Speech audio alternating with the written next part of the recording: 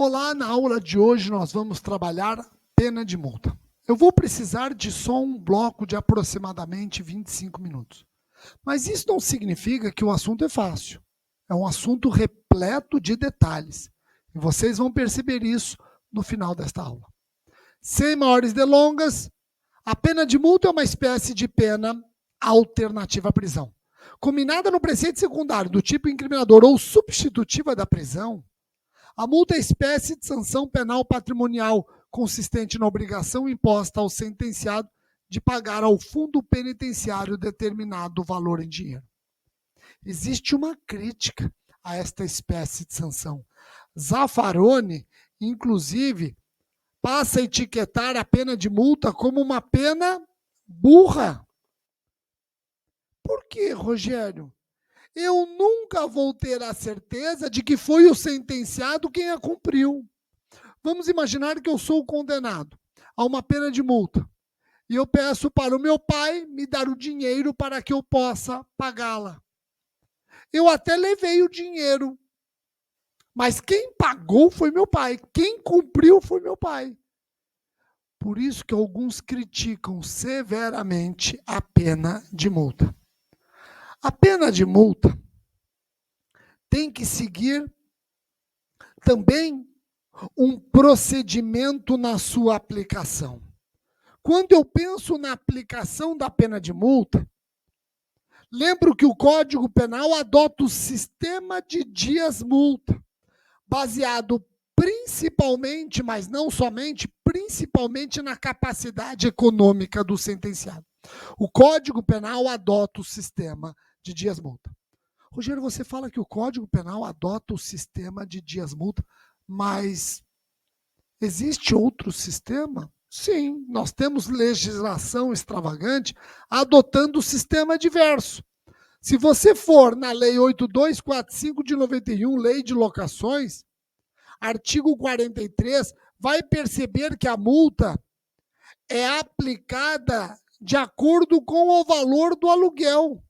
O artigo 43 da Lei de Locações anuncia: constitui contravenção penal punível com prisão simples de 5 dias a 6 meses, ou multa de 3 a 12 meses do valor do último aluguel atualizado, revertida em favor do locatário, exigir por motivo de locação ou sublocação quantia ou valor além do aluguel e encargos permitidos. Exigir por motivo de locação ou sublocação mais de uma modalidade de garantia no mesmo contrato de locação. Cobrar antecipadamente o aluguel, salvo a hipótese do artigo 42 e da locação para a temporada. Então, temos uma contravenção penal, punida com prisão simples ou multa. A multa é de 3 a 12 meses do valor do último aluguel e revertida em favor do locatário. Eu não falo aqui em fundo penitenciário. Bom, eu obviamente vou trabalhar com vocês a aplicação da multa no sistema do Código Penal. Vou trabalhar o sistema dias-multa. A aplicação da multa, seguindo rigorosamente o procedimento do Código Penal, a aplicação da multa vai observar dois momentos. Um primeiro momento, o juiz vai fixar a quantidade de dias-multa. E num segundo momento, o juiz vai anunciar quanto vale o valor de cada dia-multa. Então, a aplicação da multa no sistema do Código Penal observa dois momentos. No primeiro momento, o juiz anuncia a quantidade de dias-multa. Num segundo momento, o valor de cada dia-multa. Então, vamos lá. Primeiro momento. Como eu disse, no primeiro momento, o juiz fixa a quantidade de dias-multa. E o artigo 49 do Código Penal diz que a quantidade de dias-multa varia de 10 a 360. De 10 a 360. Eu tenho um mínimo de 10 e um máximo de 360. Nossa, Rogério, é como se fosse uma pena mínima e uma pena máxima. O juiz deve balizar a multa seguindo exatamente este mínimo e máximo. Perfeito, perfeito. Ao invés de você ler de 1 a 4 anos de reclusão, você vai ler de 10 a 360 dias multa. 10, patamar mínimo, 360, patamar máximo. Nossa, Rogério, então o juiz tem aqui um campo bem interessante para individualizar a multa, sim. Esta diferença de 10 a 360 é um campo para a individualização da pena. E quando que o juiz fixa a pena de multa no mínimo? Quando que ele fixa acima do mínimo? Quando que ele chega até o máximo? Aliás, eu quero saber o seguinte: qual o critério para fixar a quantidade de dias multa? Qual o critério? Você tem 3 correntes. Uma primeira corrente diz que o juiz deve considerar o artigo 59 do Código Penal. Ele vai variar de 10 a 360, analisando o artigo 59 do Código Penal. Se o condenado só tem circunstâncias judiciais favoráveis ou não tem circunstâncias judiciais desfavoráveis, fixa no mínimo 10 dias multa. Agora, se o condenado tem circunstâncias judiciais desfavoráveis, aí, a depender das circunstâncias, a pena de multa, neste primeiro momento da aplicação da pena de multa, eu vou me aproximando dos 360. Essa é a primeira corrente. Uma segunda corrente diz que deve ser observado o critério trifásico do artigo 68 do Código Penal. O juiz vai aplicar a quantidade de dias multa de 10 a 360, levando em conta circunstâncias judiciais, depois agravantes e atenuantes, por fim, causas de aumento e diminuição. E tem uma terceira corrente que diz que o juiz deve considerar somente a capacidade econômica do sentenciado, capacidade econômica. Eu já alerto que essa terceira corrente quase não tem adeptos na doutrina. A capacidade econômica eu devo analisar no segundo momento, não no primeiro momento. Aí está o equívoco da terceira corrente. A doutrina se divide entre a primeira e a segunda corrente. E a jurisprudência também. Eu concordo com a segunda corrente, mas reconheço que existe uma tendência a adotar a primeira. Eu concordo com a segunda.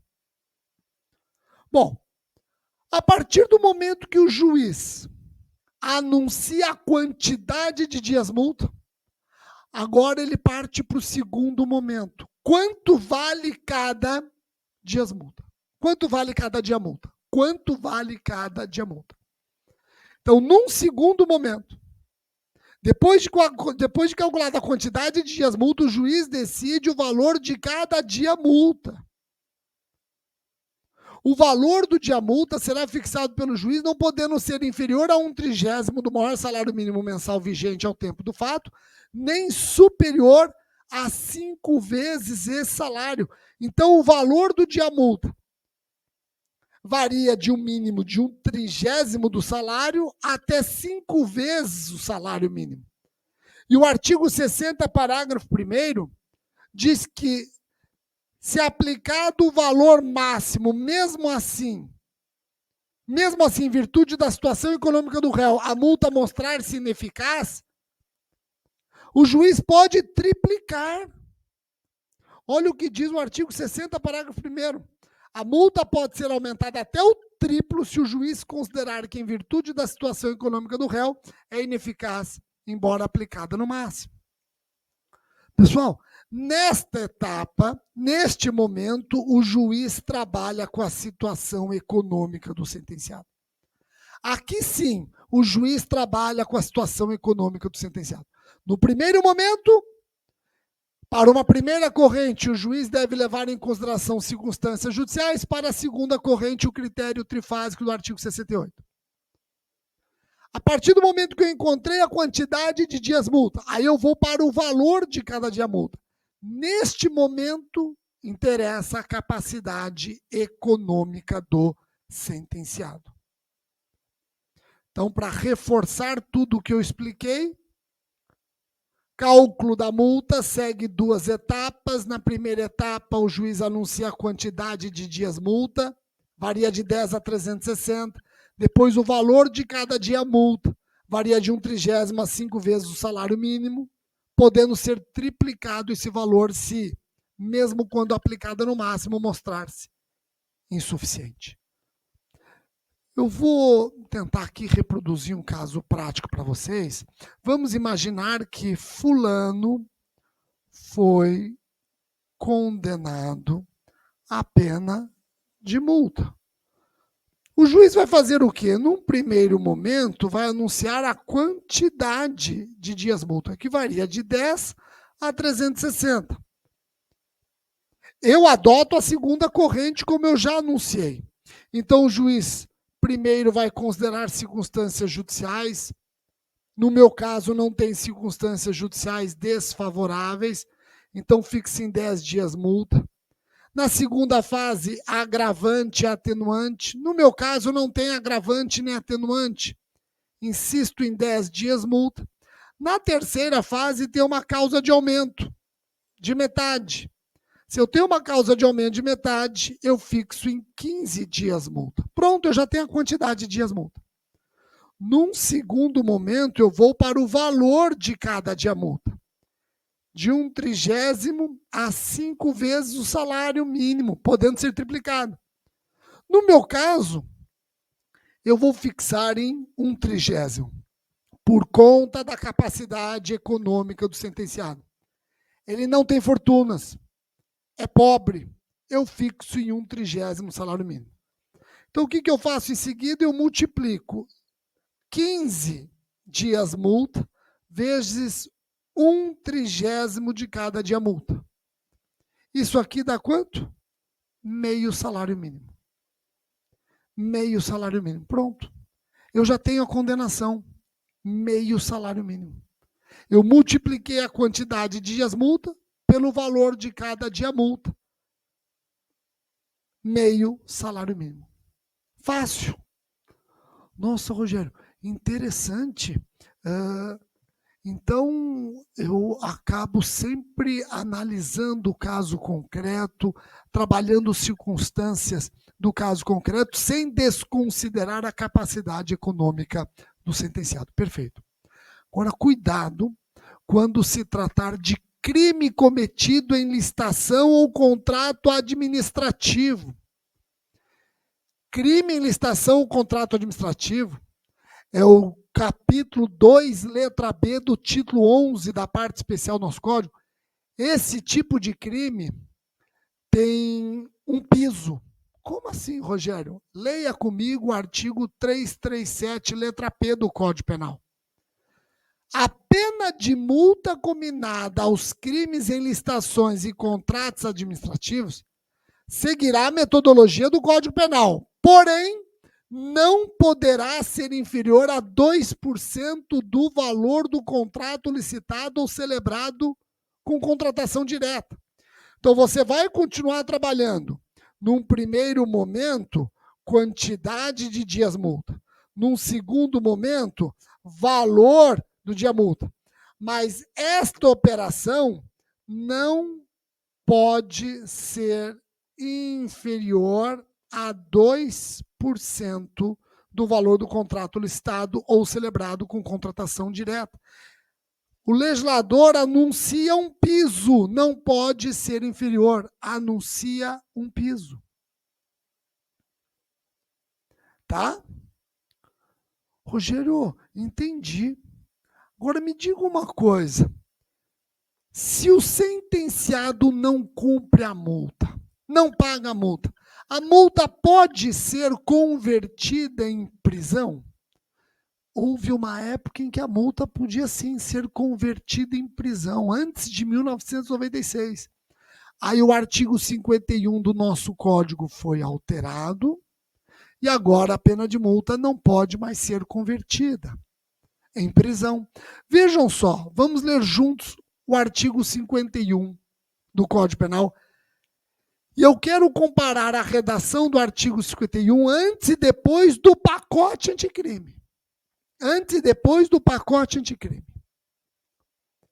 O artigo 51, antes do pacote anticrime, dizia: transitada em julgado a sentença condenatória, a multa será considerada dívida de valor, aplicando-se-lhes as normas da legislação relativa à dívida ativa da Fazenda Pública, inclusive no que concerne às causas interruptivas e suspensivas da prescrição. O pacote anticrime manteve o mesmo espírito, mas acabou sendo claro num ponto que gerava divergência. O artigo 51 agora, com o pacote anticrime, diz: transitada em julgado a sentença condenatória, a multa será executada perante o juiz da execução penal e será considerada a dívida de valor aplicáveis às normas relativas à dívida da Fazenda Pública, inclusive no que concerne às causas interruptivas e suspensivas da prescrição. Então vamos entender bem isso. Olha, a partir do momento em que a pessoa é condenada à pena de multa, essa multa deve ser paga dentro de 10 dias depois de transitada e julgado a sentença. E a requerimento do condenado, e conforme as circunstâncias, o juiz pode permitir o pagamento em parcelas mensais. O artigo 50 do nosso Código retrata um cenário de pagamento voluntário da multa. O artigo 51, que eu li com vocês, trata de um cenário diverso, onde o condenado não paga a multa, dando ensejo à execução forçada. É aí que o artigo 51, diante do não pagamento voluntário, diz que a multa será executada perante o juiz da execução penal e será considerada a dívida de valor, aplicáveis às normas relativas à dívida ativa da Fazenda Pública, inclusive no que concerne às causas interruptivas e suspensivas da prescrição. Rogério, então a multa é executada perante o juiz da execução penal, na vara das execuções penais? Sim, mas o pacote anticrime é que acabou ditando essa competência. Porque antes do pacote anticrime, a súmula 521 do STJ dizia: a legitimidade para execução fiscal de multa pendente de pagamento imposta em sentença condenatória é exclusiva da Procuradoria da Fazenda Pública e executada na vara da Fazenda Pública. Então vejam que antes do pacote anticrime, quem executava a multa penal não paga? Procuradoria da Fazenda. E executava em qual vara? Na vara da Fazenda Pública. Não era o Ministério Público executando na vara das execuções criminais, era a Procuradoria da Fazenda, Procuradoria do Estado ou Procuradoria da Fazenda Nacional executando na vara da Fazenda. Olha que interessante. Rogério, esse cenário mudou com o pacote anticrime? Sim, mas olha só, antes do pacote anticrime, o STF já tinha discordado do STJ. Antes do pacote anticrime, o STF já tinha decidido o seguinte, ó: a legitimidade para a execução é do MP, a execução deve ser processada na vara das execuções criminais e a Procuradoria da Fazenda tem legitimidade subsidiária. Legitimidade subsidiária. No caso de inércia do MP, o juiz, depois de 90 dias, extrai certidão e manda para a Procuradoria da Fazenda. Então, a Procuradoria da Fazenda atuava como soldado de reserva, tinha uma legitimidade subsidiária. Só atuava diante da inércia do principal legitimado, o MP.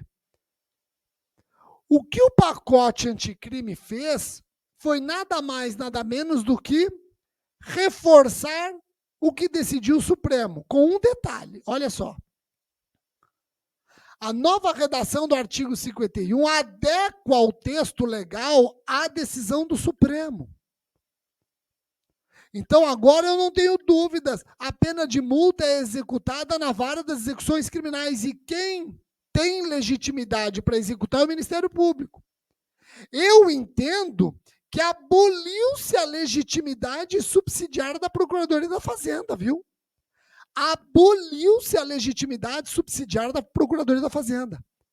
Nesse tanto, não se reproduziu a adesão do Supremo. Não existe essa legitimidade subsidiária da Procuradoria da Fazenda. O MP executa na vara das execuções criminais. Pronto. Não tem legitimidade subsidiária da Procuradoria da Fazenda. E o rito a ser seguido é o rito da LEP, artigos 164 e seguintes da LEP, com aplicação subsidiária da Lei de Execução Fiscal, aplicando-se a Lei 6.830 de 80 no que for cabível. Tá? Rogério, o MP é quem vai executar. Poxa, e o MP vai executar qualquer multa? Porque nós sabemos que, em regra, as procuradorias da Fazenda, tratando-se de multa de valor irrisório, não executavam. Tinham até um limite mínimo para que pudesse fomentar a execução. E o MP vai executar todas as multas? Será que existe multa de valor irrisório para o MP? Podendo o MP deixar de executar? Multa de valor irrisório deve ser executada? Uma primeira corrente diz, não deve ser executada. E por que não? Porque executar multa de valor irrisório é o Estado gastar mais do que vai arrecadar. O Estado vai estar pagando para fazer com que o sentenciado cumpra uma pena pecuniária. Ao fim e ao cabo, não vale a pena. O Estado gasta mais cobrando a multa do que vai efetivamente arrecadar. Alguns ministérios públicos estão adotando esta corrente e anunciando valores mínimos para que possa executar. Se a multa não chegar nesse valor mínimo, o MP não executa a multa. Já tem estados adotando valores mínimos para startar esta execução.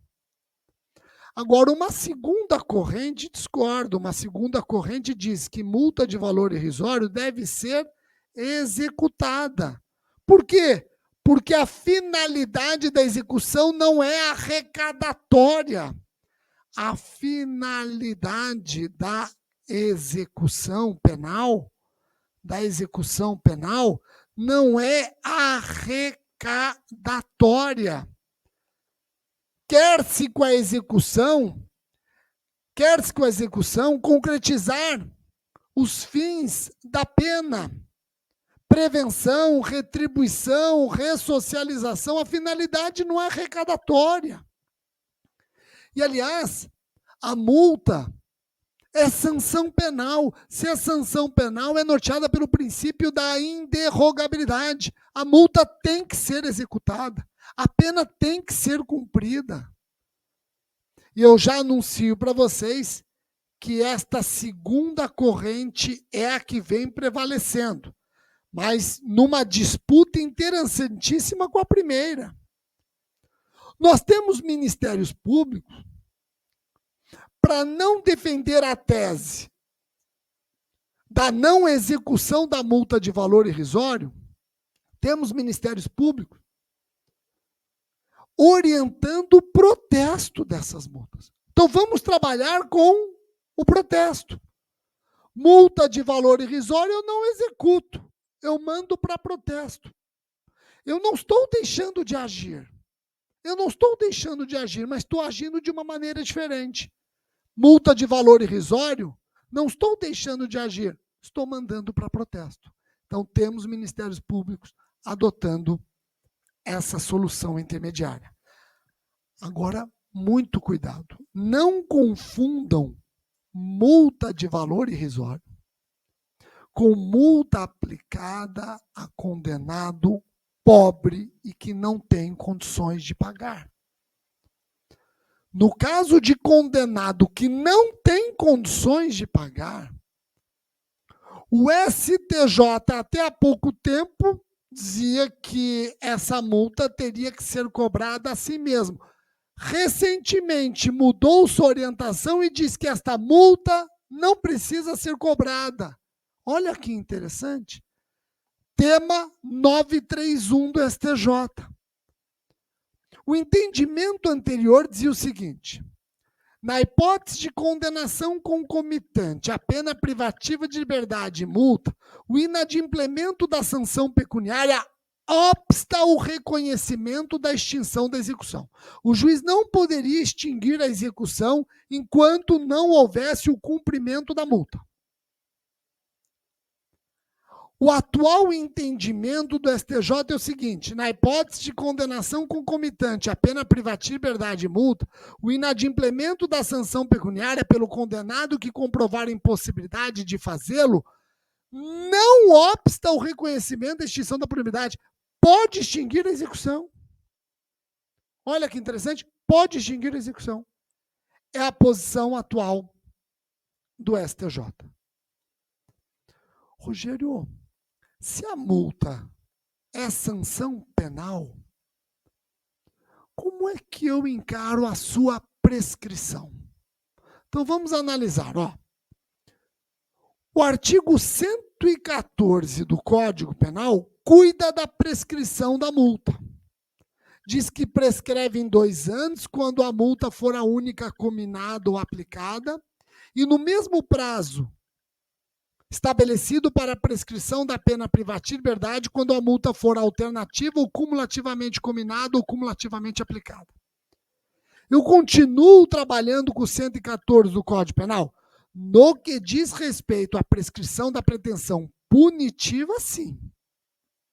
Eu não tenho dúvidas que eu aplico o artigo 114 do Código Penal. Mas e na prescrição da pretensão executória? O artigo 51 diz que a multa não paga deve ser executada como dívida de valor.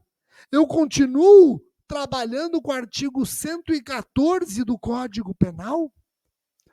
Aqui nós temos 3 correntes. Olha o que eu montei para vocês. A multa é a única aplicada na sentença ou é aplicada cumulativamente com pena privativa de liberdade? Uma primeira corrente diz: o prazo prescricional é o do artigo 114 do Código. As causas interruptivas e suspensivas, nós trabalhamos com as regras penais e as normas específicas relativas à execução fiscal. Então, no que diz respeito ao prazo, 114 do Código Penal. No que diz respeito às causas interruptivas e suspensivas da prescrição, eu vou trabalhar com as causas do Código Penal e da Lei de Execução Fiscal. A segunda corrente diz: o prazo é do Código Penal. Já as causas interruptivas e suspensivas da prescrição são apenas aquelas da Lei de Execução Fiscal. Então, a segunda corrente diz: o prazo é o do artigo 114 do Código Penal. Agora, as causas interruptivas e suspensivas da prescrição são as causas da Lei de Execução Fiscal. Eu vou aplicar somente as regras específicas relativas à execução fiscal. A terceira corrente diz que o prazo prescricional é o da Lei de Execução Fiscal, 5 anos, e as causas interruptivas e suspensivas da prisão também da Lei de Execução Fiscal. Eu concordo com a segunda corrente. Mas estou vendo crescer na doutrina e na jurisprudência a terceira, inclusive no STJ. Repito, eu concordo com a segunda corrente, mas tenho percebido crescer e muito a terceira. Tá bom? Rogério, quando eu penso na aplicação da multa, e eu tenho uma multa cumulativamente combinada com prisão, pode o juiz substituir a prisão por outra multa? Pode o juiz substituir a prisão por outra multa? Vamos imaginar que eu tenho o crime X. O crime X tem uma pena de 1 a 4 anos mais multa. Essa pena privativa de liberdade posso substituir por multa, somando com a multa prevista no preceito secundário, e o condenado, ao fim e ao cabo, só vai cumprir multa? Quando o legislador prevê PPL mais multa, pode o juiz substituir a PPL por multa, somando as multas, ao fim e ao cabo só tenho multa? Olha a resposta, ó. Depende. Esse crime está no Código Penal ou está na legislação extravagante? Rogério, mas que diferença faz? Súmula 171 do STJ. Combinadas cumulativamente em lei especial, penas privativas de liberdade e multa, é proibida a substituição da prisão por multa. Então, quando eu disse que eu tenho um crime X com PPL mais multa, se esse crime está no Código Penal, pode substituir. Se esse crime está na legislação extravagante, não pode substituir. Agora, não me perguntem por quê. Não me perguntem qual a diferença. Eu, inclusive, brinco com os alunos, eu digo, essa súmula tem um número sugestivo, 171, porque, olha só, não tem razão para você permitir a substituição da PPL por multa se o crime está no Código Penal e não permitir a PPL por multa se o crime está na legislação extravagante. Não tem sentido. Esta súmula não tem sentido, mas cai em concurso. Preste atenção, você numa prova objetiva, claro que você não vai discordar dessa multa. Dessa súmula. Você vai seguir essa súmula. Falando em vedação, aplicação da multa, etc., você não pode esquecer do artigo 17 da Lei Maria da Penha, hein? O artigo 17 da Lei Maria da Penha diz que é vedada a aplicação, nos casos de violência doméstica e familiar contra a mulher, de penas de cesta básica e outras de prestação pecuniária, bem como a substituição da pena que implique o pagamento isolado de multa. Na Lei Maria da Penha, nos crimes cometidos no ambiente doméstico familiar contra a mulher, o legislador não quer substituição de pena implicando o pagamento isolado de multa. Cuidado. E eu termino colocando este quadro para que você analise com calma depois e não confunda a prestação pecuniária, uma espécie de pena alternativa, restritiva de direitos, com a pena de multa. Não podemos confundir estas duas espécies de pena alternativa. Cuidado, este quadro serve para compará-las, aí você não tem como errar isso aqui em concurso. Tá bom? Espero que você tenha gostado da aula e que tenha percebido quantos detalhes envolvem a pena de multa. Até o próximo encontro.